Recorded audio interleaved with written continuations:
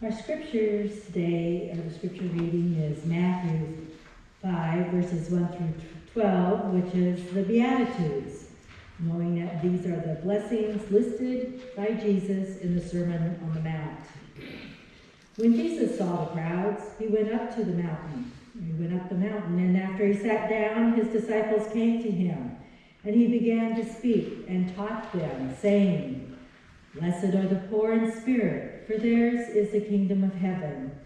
Blessed are those who mourn, for they will be comforted. Blessed are the meek, for they will inherit the earth. Blessed are those who hunger and thirst for righteousness, for they will be filled. Blessed are the merciful, for they will receive mercy. Blessed are the pure in heart, for they will see God.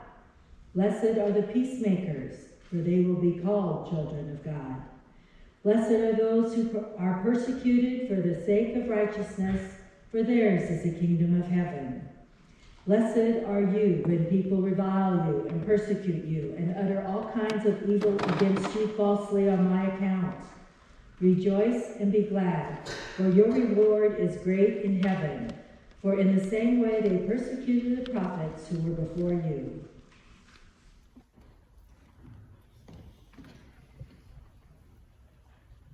Gracious God, bless the speaking and the hearing of these sacred words. Bless our hearts as we open our hearts to these words, that they might live in us and through us. Amen. Does anyone else follow God on Facebook? Anyone? I want to see hands. No? No one else follows the emoji. So God on Facebook, he looks like the character on South Park. And actually, this character, God on Facebook, has a lot of really interesting things to say. And every now and then, God on Facebook will put out a question. And recently, God on Facebook God said, what should I say to the world right now? And my answer, which got one like, was, "I told you I'm love. It's up to you."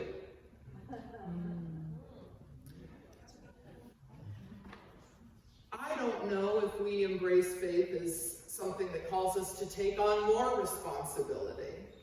I think sometimes I wonder if we think faith is a relinquishment of responsibility, that usually we say, he is going to show up and solve everything. And usually this involves a narrative or a vision, regardless of what Abrahamic faith we belong to.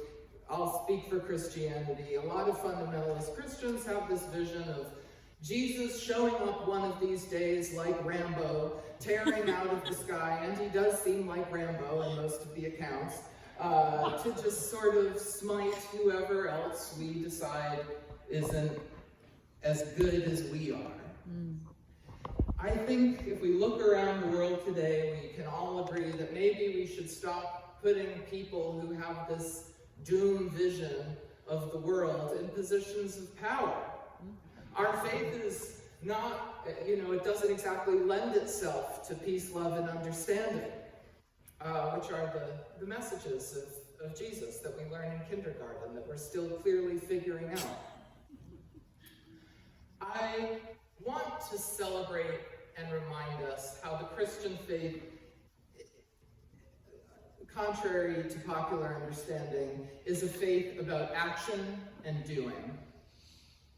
Belief, let's get over the belief thing.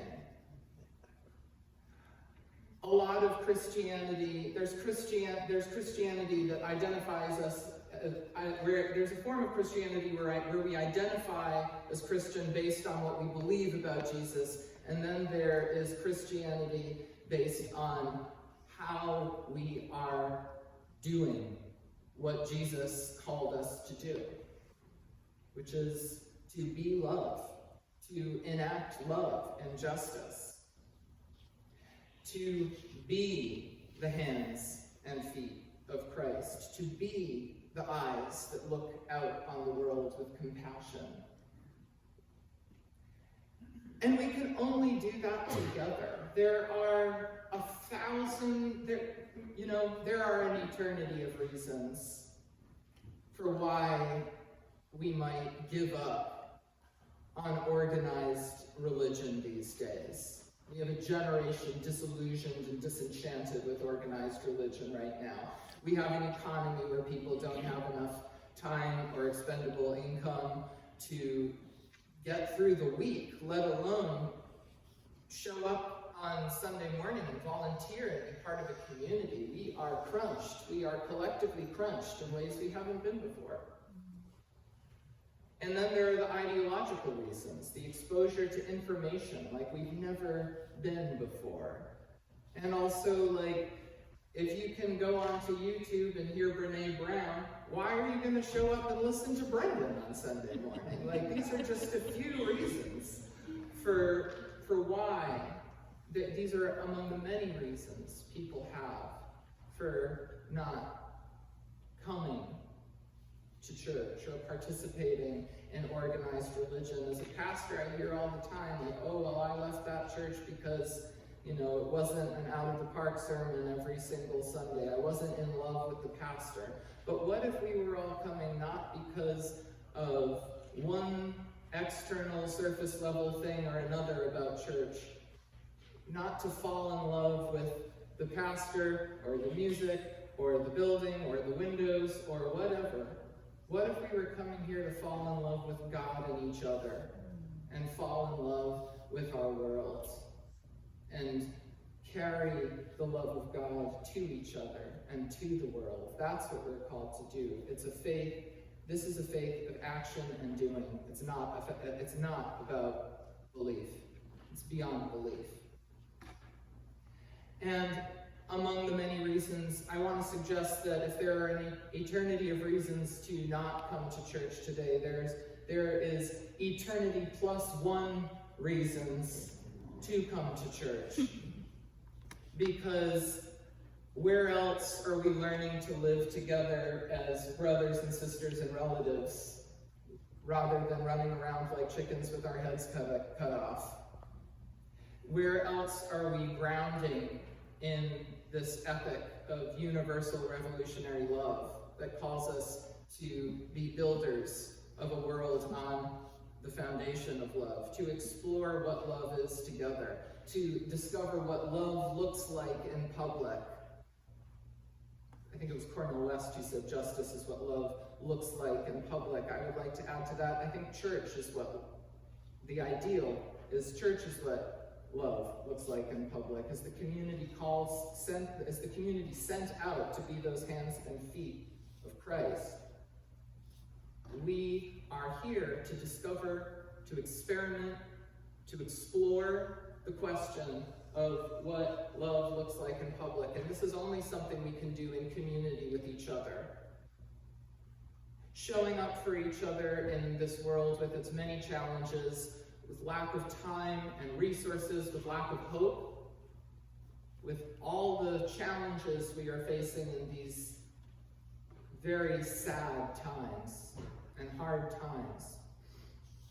Church is the place we can only discover what love looks like in public and what the practice of love in community looks like by showing up for each other. And in this context, it's the practice of that showing up that is actually an act of resistance to a culture that would have us atomized and separated from each other and forgetting that we're all human, that we're all neighbors, and that we are all made in the image of God. We're not going to learn that or discover that or experience what that looks like coming alive if we don't show up for each other and make time for each other and share our resources together. This building could be low-income real estate. This building could be high-income real estate is what I meant to say. Actually, if we want to turn some of it into low-income real estate, that might be something we decide to do together. But this building is what I was saying in today's world could turn into a target pretty easily. But the world, this town, this community, this world needs the Forest Grove United Church of Christ. And we need each other to continue this eternal experiment of discovering and exploring together what love looks like in community when we show up for each other. How the hands and feet of Christ show up and move and come alive when we show up for each other in that spirit. And that's why we're offering our pledges this morning and dedicating them as sacred, because we are all giving our hearts to that effort, and we could not do it alone.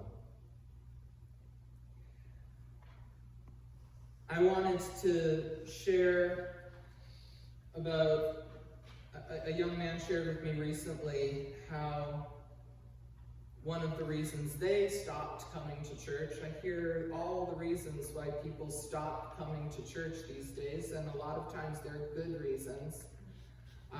But they said, well, you know, I love everything that Forest Grove UCC is saying and everything that you're doing, but I stopped coming to church because I grew up being told that everything was going to turn all right.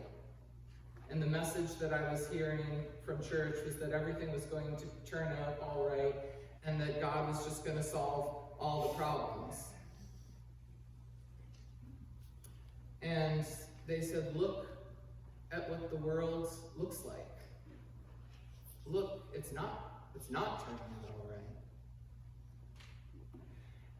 I empathize and feel for this person's broken and despairing heart. And also I would say that to Christ on the cross. Our faith is not about everything turning out okay. Our faith is about bearing witness to the love that has the potential to transform us and transform our world all the time when we show up for it and when we give our whole bodies to it. No matter what the world as it is would say, we live for the world as God dreams it to be. Not what God believes it to be, but what God dreams it to be. And we let that dream, that vision of the realm of God live in our hearts. We give our hands to it, our feet to it, our offerings and our gifts to it. And we show up in that spirit. Our faith is not about just believing in this. Our faith is about doing that in the midst of this crumbling and aching world. Our call is to do, love, and to be loved in a world on fire with hatred. It's not about believing in love. It's not about believing that love is going to just solve all of our problems if we just put love on a shelf and let it sit there. We show up to call that spirit out of each other and to look out from this place to the world that we're called to send, that we are sent out into as witnesses. And we ask each other, what is love doing in this moment? And how can we do that together? Our faith isn't about belief, it's about doing and action.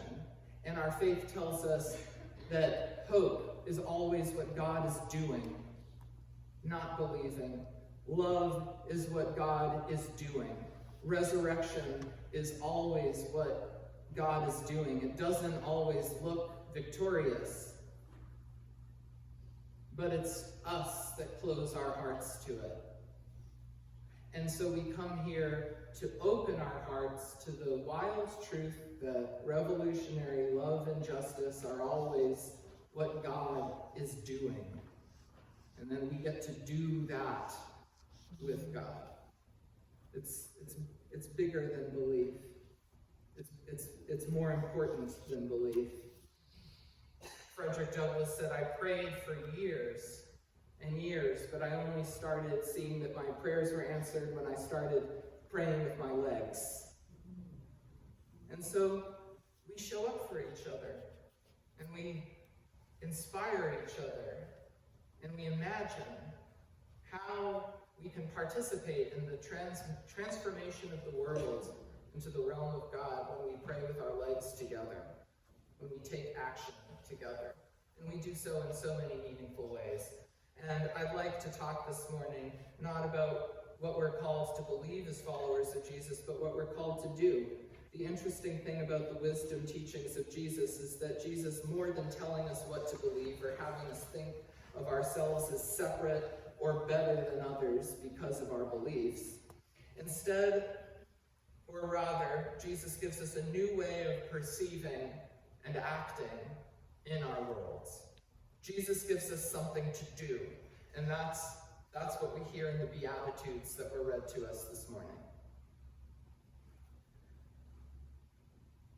The writer Kurt Vonnegut, any Kurt Vonnegut fans out there? The writer Kurt Vonnegut said, "For some reason, the most vocal Christians among us never mention the Beatitudes. But often, with tears in their eyes, they demand that the 10 Commandments be posted in public buildings." And, I have to say, a caveat, we're still learning thou shalt not kill. That's still, something we're figuring out.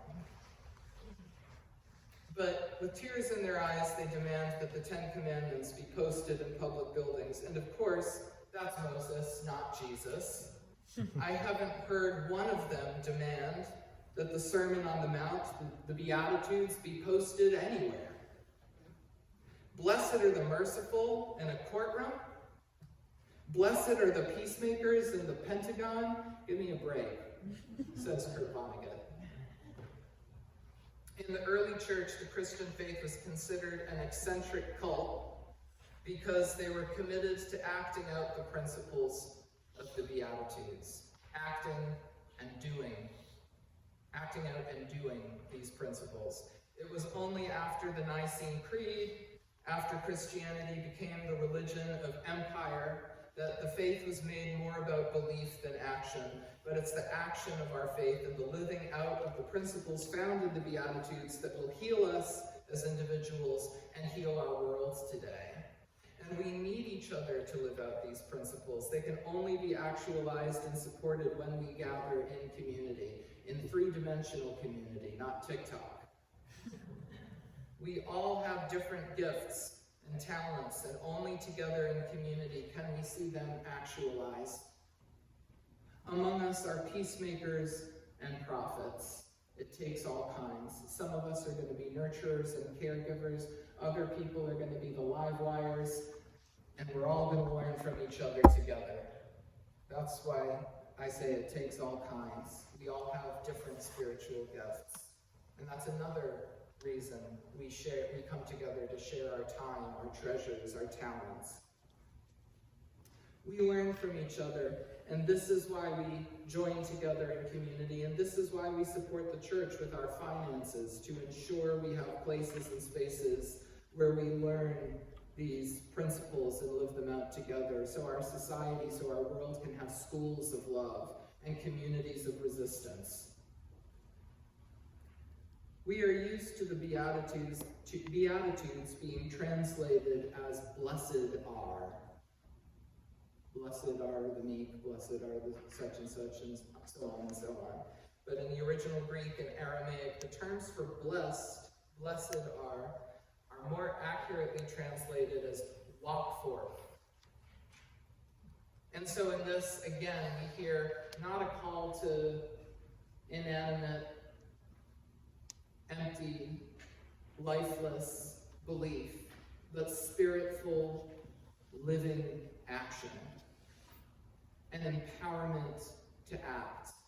An empowerment to carry forth something new and beautiful and alive and eternal into a world that would reject it, into a world to carry forth universal love into a world, into a society, into a humanity that still worships greed and power. And that's the way of the cross. That's the action that we are called to take. So how does it sound? Walk forth peacemakers. Walk forth merciful. Walk forth, you who are hungry and persecuted for justice. Our faith is one of courage and action, where we manifest the realm of God in the midst of a world that would reject it through our collective actions together. As we consecrate our pledges, I'd like to name some of the ways we're walking forth as a church. I'm proud of us. I'm proud of us for being a church of doing and action rather than just belief. And that's a legacy that this church carries. Walk forth, you who are poor in spirit. Walk forth, Stephen's ministers, who offer compassionate care and hold the hands of people going through a hard time, of being a gentle, caring presence to those in need of spiritual friendship. Walk forth, you knitters of prayer shawls, for those who mourn, wrapping warm cloth around people who feel alone, who are grieving and in despair. It is in a community that we gather to learn from each other and understand each other's differences and love each other. So walk forth, you who are gentle, who are willing and constantly trying to have the challenging conversations and speaking the hard truths in love. Walk forth, you who hunger and thirst for justice. Walk forth, you going out, calling the society, the world around us to love children more than guns. Walk forth, you peacemakers, having conversations about peace with each other over tea.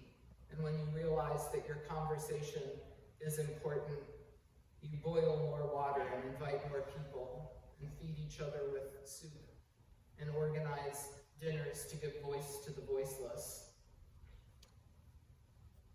Walk forth, peacemakers, building relationships with our community partners, like our friends at Second Home, who are providing a resource room for youth.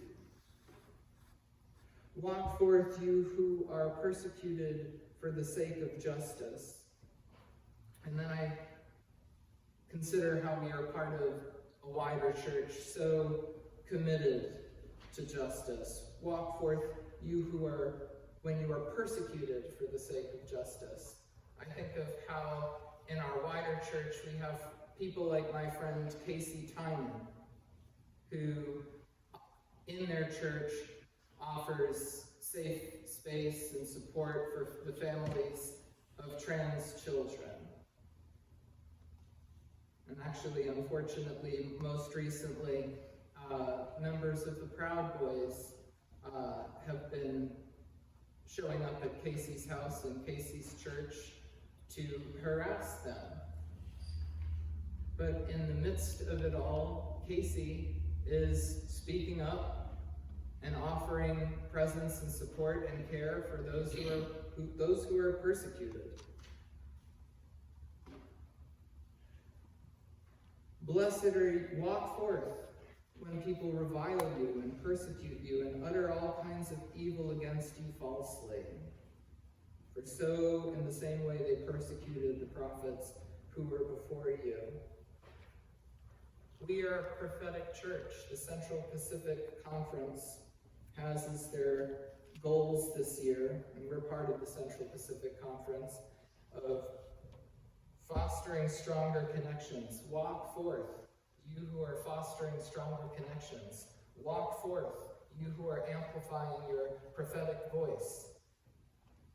We might say, walk forth, those of you who are calling for a ceasefire in the midst of a world that is somehow tongue-tied in its ability to call for a ceasefire in the face of the bombing of children in hospitals and schools and mosques and synagogues and churches and the displacement of 1 million people.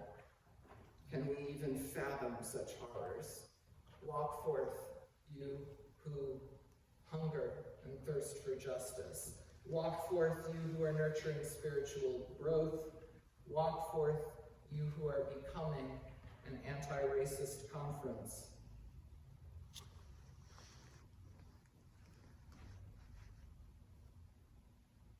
We have to move beyond belief as a church, as a people of God, as a society.